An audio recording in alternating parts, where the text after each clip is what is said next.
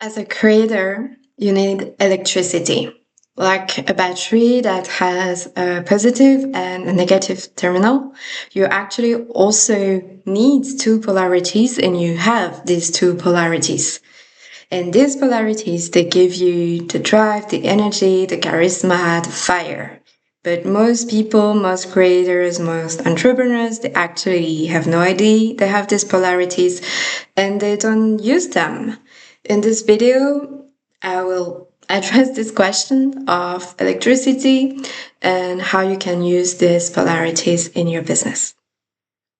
So when I talk about a negative and a positive terminal, I talk about the feminine and the masculine polarities. We all have the feminine polarity, we all have the masculine polarity, but I would say we tend to have mostly the masculine polarity. It doesn't matter if you're a man, if you're a woman, it's absolutely not connected to that. It's just as human beings, we have a positive and a negative terminal. So we have the feminine and the masculine polarity. So what are they? Masculine is usually easier to understand because we tend to use it a lot in this society. So the masculine polarity is all about structure, foundations, clarity, linear thinking, goals, goal-oriented organization, focus, clarity, drive. So masculine polarity is linear thinking. It's very rational. For example, let's say I would love to create a YouTube video. What could be the title? What could be the hook? What is the subject? What is the call to action? And I create this step-by-step process. First thing I do this, second thing I do this, third thing I do this. I post it, and then I'm like, okay, I should check the analytics. What are the numbers? How could I improve the numbers? This is masculine polarity. It's very logical structure and goal-oriented. You want the video to perform. Feminine polarity is a little bit more subtle and complicated to understand. But the first thing that is very important to understand is that the feminine polarity needs security, needs a foundation. And this security, this foundation, is the masculine polarity. So how does that work? You should ideally have the masculine polarity as a container, and it makes sense if you think that masculine polarity is your goals, the structure, the container. How are you going to reach this goal? What are you going to do? What are the actions? It's logical. It's logic. It's reason.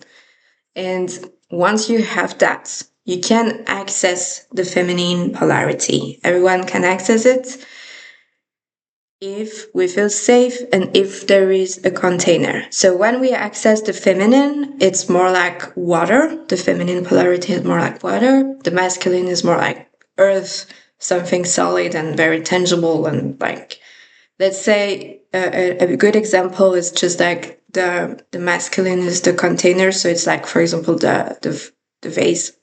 The feminine is the water inside. And then you can put some flowers because of the feminine. So the feminine polarity is all about creativity, flow, intuition, feelings, impressions, like this sensuality as well. So it's the aliveness. The masculine is the container, the solidity, the security. It's very grounded, and the feminine brings the aliveness. It brings the life. It brings the feeling that this is actually enjoyable. It's all about that it's enjoyable. So, for example, when you use your masculine polarity a lot, and I mean too much, your life will start to feel very like working, functional, but not enjoyable. There is no life in it. There is no aliveness. There is no pleasure. There is no playfulness. It's not fun. It's not sensual. It's not beautiful. It's just functional. And I'm sure you know this impression, because this whole society tends to forget the feminine polarity a lot. So a lot of people are actually just functioning under masculine polarity only. And when you have too much feminine polarity, which also is a possibility, you will be extremely creative, chaotic, alive, fun, playful, lots of ideas, a big intuition. But a good example could be, I have this project and I'm going to start, and there is no structure. So I'm just doing that and that and that and that, and I don't exactly know what I'm doing at the end. I don't have the structure that can actually help me finish the project. It's just a big chaos. It's beautiful, it's lovely, but you lack this container that helps you actually create something at the end, and not just be super intuitive and just feel it and it's nice. Yeah. So what are the examples, like in business, for example? So let's be very, very specific. First example, you decided to create a newsletter. Good idea. So ideally, you work with both polarities. You use the masculine as the container. So for example, in the context of a newsletter, the masculine could be how many newsletters per month. And you make sure that you actually send these newsletters. It's not whenever I have the time. It's grounded, it's clear. That's my goal. I will send a newsletter like 2 times per month, and I do it. That's the masculine. Then maybe what is the template? So you create a template and you reuse the template all the time.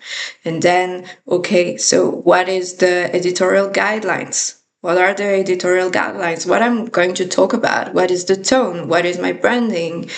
How do I address specific questions, issues? What is the goal of the newsletter? This is masculine polarity. Or how many times per month am I going to actually sell something, and how many times per month am I going just to share, for example, I don't know, a resource. This is the masculine container. And then once you have that, you can add the feminine on top of it, and you have your branding, you have your tone, you have your voice, you have your subject. It's very delimited.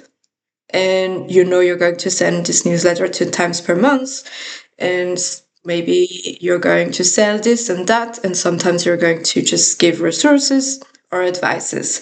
And in this container, you will be able to access the feminine, because there is the security in the container. And this feminine will be, for example, you start writing and you suddenly have an intuition, or you know you are going to publish the newsletter tomorrow, and the night before, randomly when you're cooking, you're just like, oh, that's a good idea, I should talk about that. Or you're talking with someone and suddenly the person says something and you're like, oh yeah, that's a good angle, I didn't think about it, I will add that, or I will change the title. Or you just walk somewhere and suddenly you have the perfect subject for your newsletter. So that's the feminine. It's not linear.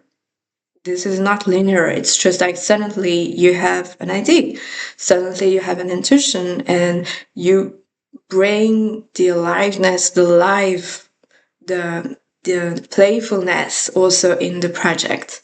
So your newsletter is not just dry and just like, you know, it's sometimes newsletters that are a bit boring. It's working, it's great, but it's boring. You know that behind the newsletter there is a marketing team, and people are just tired and they just Google what could be a great hook, and they just invented a hook, but it just doesn't feel personal. It doesn't feel like embodied.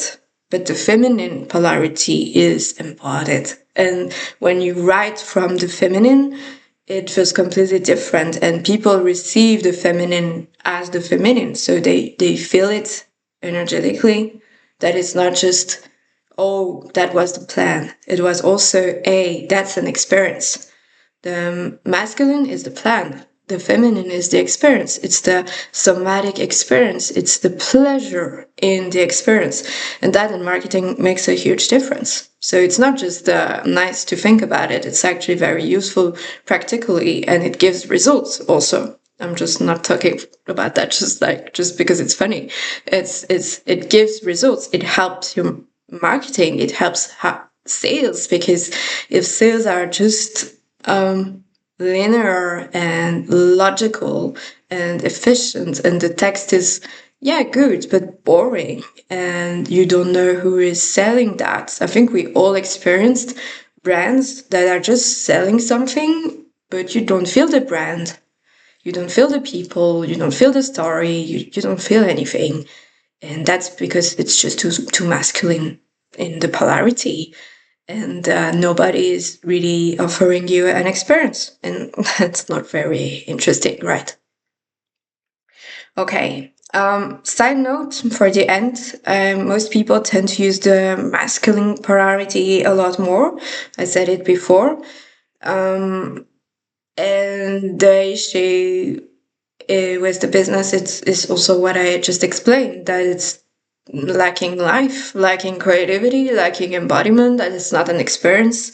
And as a person, it's also for you, when you just embody a little bit too much the masculine, or way too much, the risk is just burnout, because it's efficient, great, but life is not just about efficiency. Life is really about pleasure and embodiment, and the body, and sensuality, and life, and aliveness. And when you don't have that, like, the risk is just to feel not good. And the reason most people don't have the feminine polarity a lot is just because it needs safety. We said at the beginning that feminine polarity requires the container of the masculine, and it requires the security of it. In terms of nervous system, if you don't feel safe enough, you won't access the feminine polarity, which explains why some people will say, I would love to be more creative, I would love to be more intuitive, but I can't access it. I would love to write better in a more personal and sensual way, and more I would love to create content that feels more embodied, that feels more like human, we would say at some point, and they can't access it. And it's not because they don't have it, it's just because probably their body's nervous system don't feel safe enough. And so the masculine is here to defend. The masculine is here to create the container and the security. So as long as you don't feel safe enough, the masculine is going to provide the security and the container, but at some point it should be safe enough. But if it's never safe enough, it's just masculine polarity. And in this society, it's also very, very normal to use the masculine polarity a lot. We forgot the feminine polarity. And as a collective, we just even dismissed the qualities of the polarity of the feminine, and especially in business. And I mean, that's not really good for people. And that's also not good for marketing or sales. Okay, so thank you for watching this video about the electricity you need and your masculine and feminine polarities. I hope you found it interesting. If you like this topic, I have another video about I created just that, about the predictive brain. It's also very interesting in terms of business and marketing and sales, to understand how the brain functions a little bit more and how we perceive the reality. And I let you watch the video here. It should appear here. Thank you for watching. Have a nice day.